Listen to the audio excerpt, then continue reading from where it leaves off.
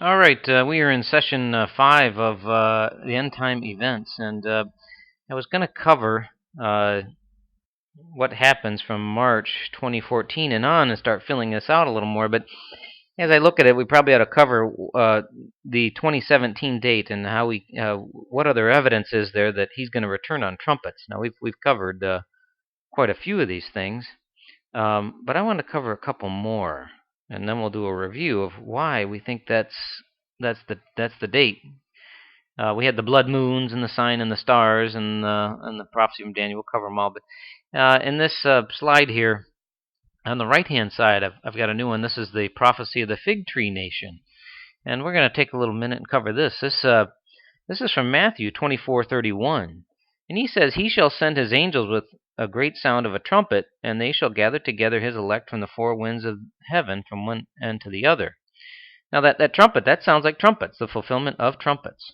And so let's go on and see what he says here. He says, "Now learn the parable of the fig tree.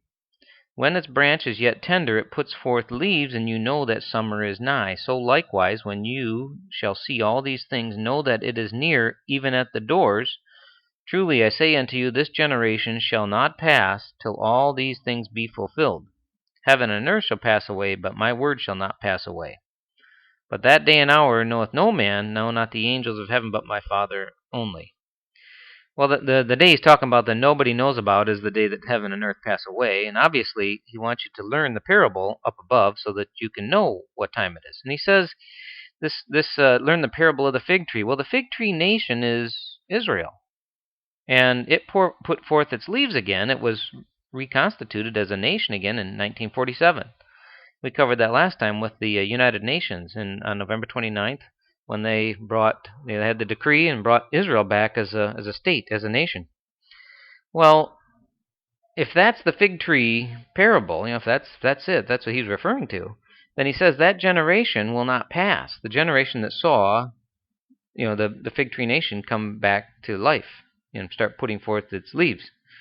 Well, what's a generation? What's a generation? Well, down further in that box, it says, I have it listed there, Psalm 9:10. Says, "The days of our years are 60 and 10, and if by reason of strength 80 years, there's strength and sorrow, for it is soon cut off and flies away." So it sounds like a generation is 70 years. Now, if you're strong, it could be 80, fourscore. But we'll go with the 70. 70 years for the average Joe. Well, count off 70 years from 1947, and you get what? 2017. Same time frame, 2017. So he says, "This generation shall not pass." Well, I think if you're born in 1947, and you live till 70, you'll see this. I think this will come to pass, and trumpets will be fulfilled, and that's what he's talking about. The sound of the trumpet, his return. So this is a pretty powerful prophecy right there in Matthew. That if you have eyes to see, I think it's laying out the same thing. I could be wrong. I'm no prophet. He doesn't talk to me, but as I read this, that's what it says to me. The fig tree nation comes back. It came back in 1947. It fits with the rest of these, and 70 years is up in 2017. So I think that right on the 70th year, that generation will not pass until, and of course that generation, their 70 years isn't up until November of 2017. So before November of 2017, so that means Feast of Weeks of 2017, September 22nd. That's a pretty fascinating one. The next one we have is this prophecy from this rabbi, Judah ben Samuel. I covered this in a prior session, but I wanted to touch on it again here.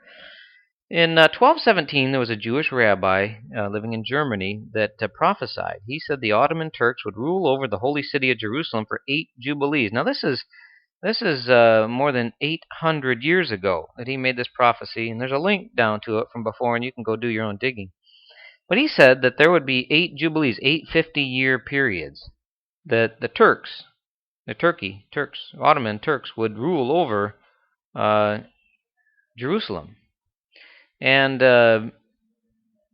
he said he also said that after that there would be 1 jubilee of like a no man's land, and then 1 jubilee where Israel would be back. Well, sure enough, in 1517, yeah, 300 years after his prophecy, the Ottoman Turks seized control of the city of Jerusalem and ruled over it for 400 years.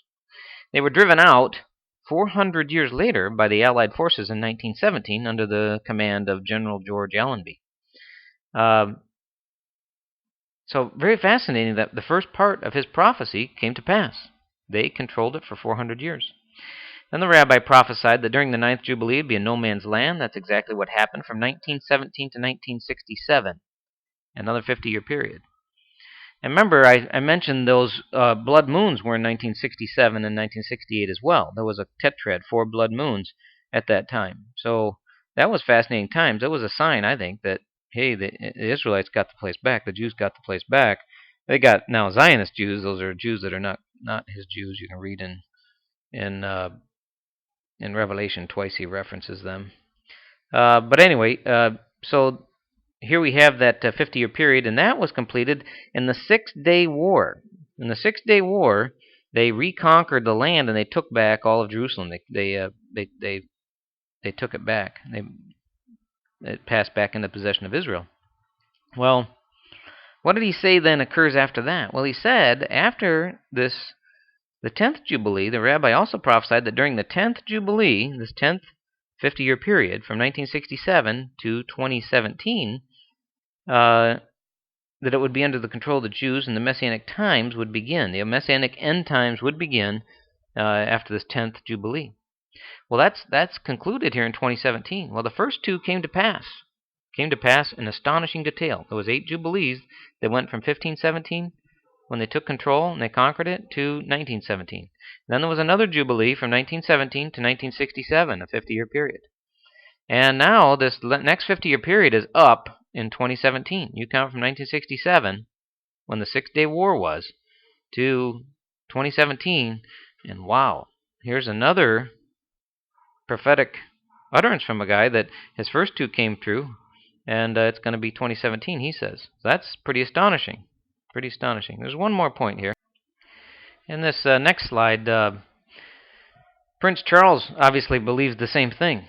The prince over there. Now he's at the head of all the secret handshake clubs, and Freemasons and all that. You do a good video to watch to teach you about this is the Antichrist in a Cup of Tea. It's out there for free on YouTube. You can watch it. It's worth your time. But he said Prince Charles said that he said this in July of 2009, that we have just 96 months to save the world. The price of capitalism and consumerism is just too high, he tells industrialists, and you can read the article. But he says we had just 96 months to save the world. And I don't think he means save people. I think he's got something else in mind for you and I. But his timing is very interesting, because he said that in July of 2009, and 96 months is 8 years. That would take you to July of 2017. So the prince appears to be on the same time schedule as the Jewish rabbi that was prophesying, and as the Fig Tree Nation, and as these other ones. So take that for what you will. Apparently the prince thinks the same thing.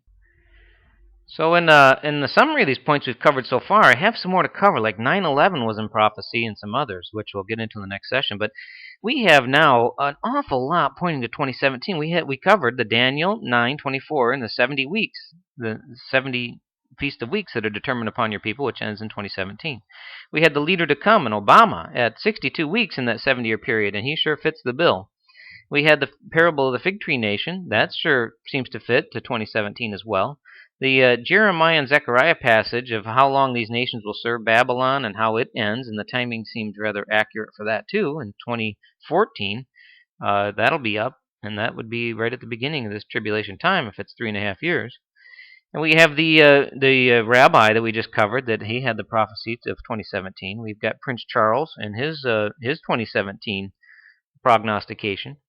And we have Joel 2:31, the blood moons. The moon will be turned to blood. And the tetrad that I covered with you, the 4 blood moons, and they're lining up for 2014 and 2015 to kick off this time.